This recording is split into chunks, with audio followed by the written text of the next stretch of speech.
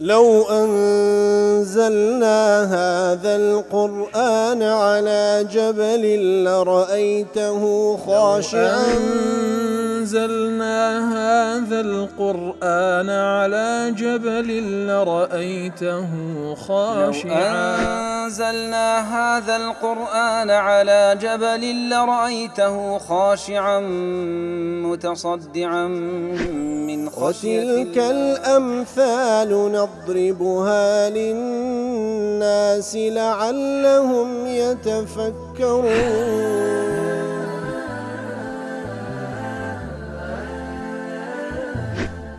الحمد لله والصلاة والسلام على رسول الله وعلى آله وصحبه ومن والاه. السلام عليكم ورحمة الله. برزان خوش حالم لواني 950 لواني كاين تفسير القرآن بيم وخزمتان بما بس رزامن رب العالمين وهي وادان مئوي آزي السودي لور بقرن. أعوذ بالله من الشيطان الرجيم. بسم الله الرحمن الرحيم.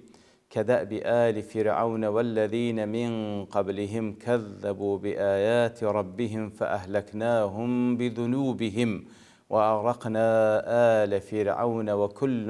كانوا ظالمين. والله خوش وستان وكل آت رابردوش لخزمة دوات بيروز دابن كرب العالمين دفرمي أوي أوان ديكن لكافركان قريشي وغير أوانج لكافركان حتى روج قيامت أو سنة عادته ڕێگای بەردەوامی ئالە فیرعەون و کافرەکانی پێشیویش بوو کەوا چیان دەکرد ئاتەکان پەروەردگاریان بە درۆ دەزاین لە نەتیجادا دەفەرمی ئێمە ئەوانمان لەناو بردن و بە تایبەتیش ئالە فیرعەونمان غەرق کرد. ئیتر هەر یەک لەوانە فیرعەون و ئەوانە پێشووتریش هەر هەمووی زاڵم بوون وكل كانوا ظالمين. لا المحرر في التفسير دەڵێ كاتك كدأب آل فرعون تكرير لقوله كدأب آل فرعون كدؤات بيشتر عين فرمي كدأب آل فرعون ليرز دفن كدأب آل فرعون دفن لقصد التأكيد والتسميع لبوت سيد أو هادو باربيتو نفسي بابنين بيشتشي كدأب آل فرعون لبوت تأكيده لبوت كوا خلشي ببيستن وهو تقرير للإنذار والتهديد وتدوبات كرنويه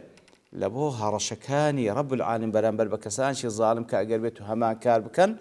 همان تارنو ساوريان دكا. وخولف بين الجملتين بلام لنوان دعاء كذا هندك كلمات وكو يكنين تفننا في الأسلوب يتل القرآن بيروز أو كاتك وحقتك بدوش شيء وباز دكا لبو كوا بعض أنواع أسلوب بكار ديني وزيادة للفائدة بذكر التكذيب هنا بعد ذكر الكفر هناك. لآتك يكم باس لكفر عندك بلام ليرة باس لبدروزانين التكذيب عندكاتن تفرمي وهما سببان للأخذ والإهلاك. فتكفر بدروزانين حدو شيان دو هو كارن وكوا رب العالمين سزاب داو لنابيان ببا. ومن وجوه تكريره أيضا وهروها وكوا ليوردجير أن الثاني جرى مجرى التفصيل للأول. فآتي دوام وكو تفصيل درجة بيدانيا كوزيات الرون كرنوال بآتي كم لأن في ذلك ذكر إجرامهم لأن في ذلك ذكر إجرام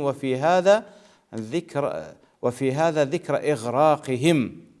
فاتلون دري آما جيبا أويدا كواوانا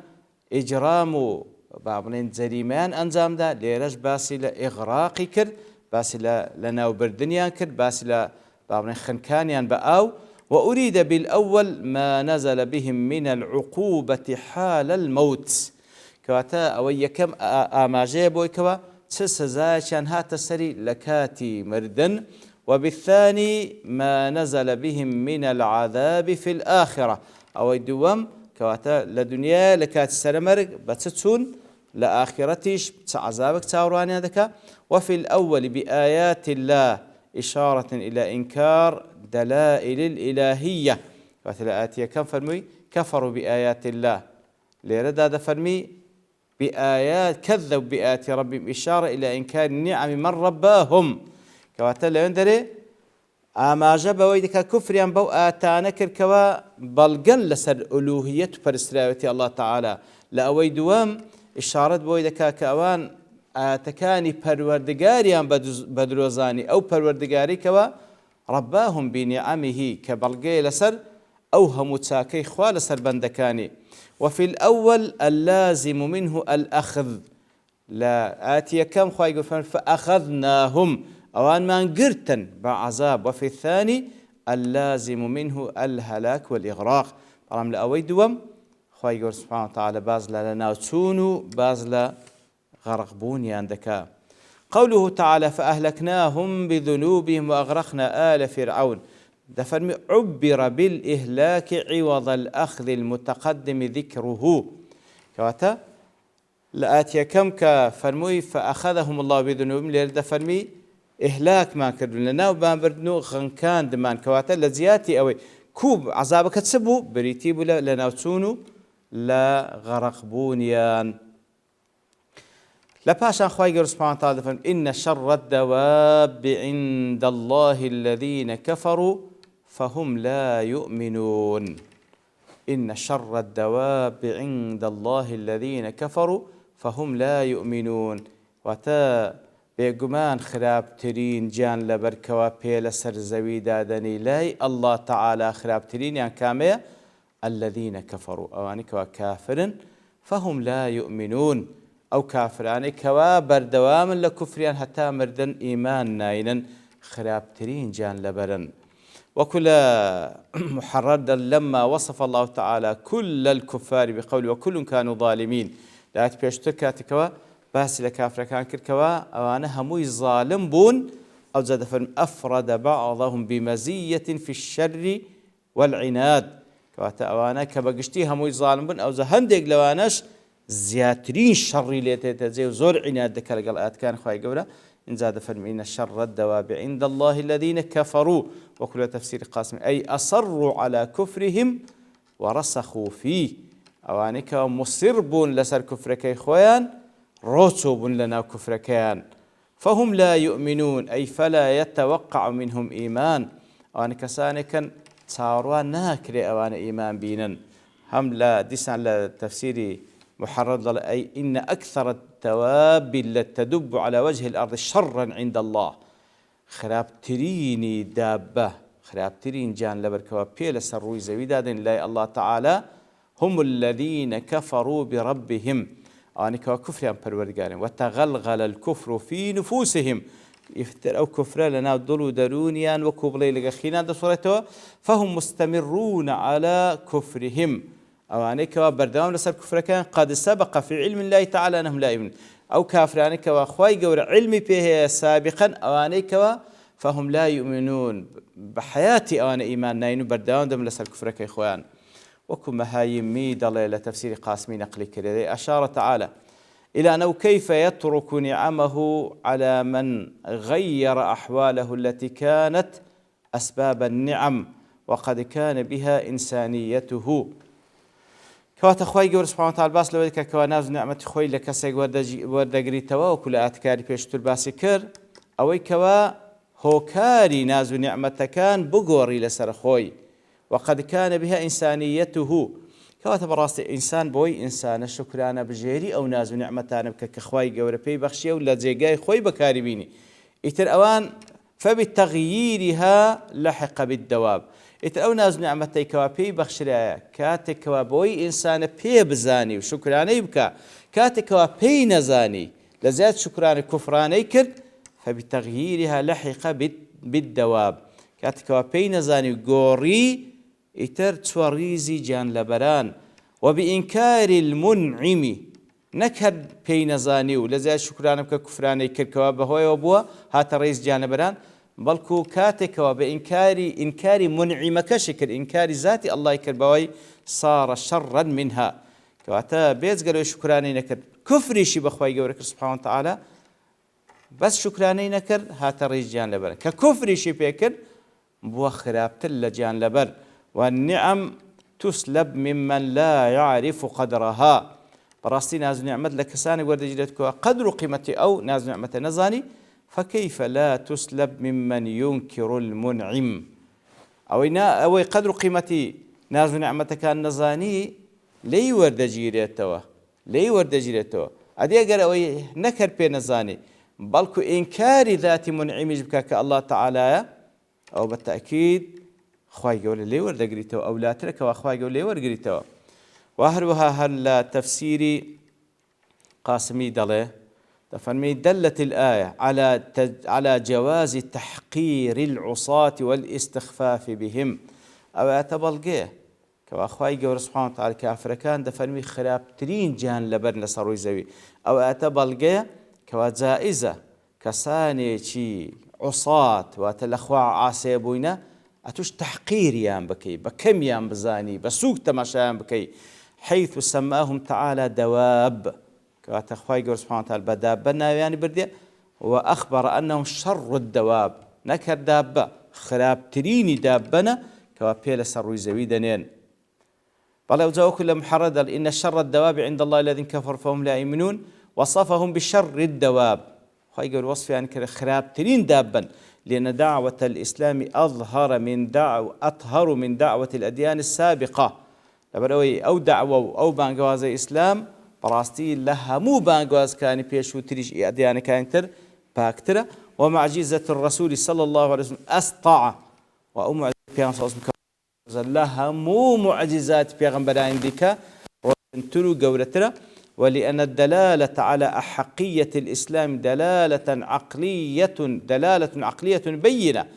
وهو بلغة لسر حقانية منهج إسلام وراستي بلغيتشي عقلي وزورون وأشكرا فمن يجحده هركس إنكاري بك فهو أشبه بمن لا عقل له بما لا عقل له كواتا هركس لقل أو معجزة قوري كوا هند ديارة أو إسلام أو منهج سند زوان ورايكو بيكو بعقل إنسان درش بيدك هركس إنكاري أو أحقية إسلام بك أو أخواي قوري ديتويني بوشتاني كوا عقلي النية والإفادة أنهم ليسوا من شرار البشر فقط وهرواتاو كتيما بقين نك يعني أوانا لناو بشر زور خرافا بل هم أضل من عجماوات الدواب بلكو قمراترن لجان لبرا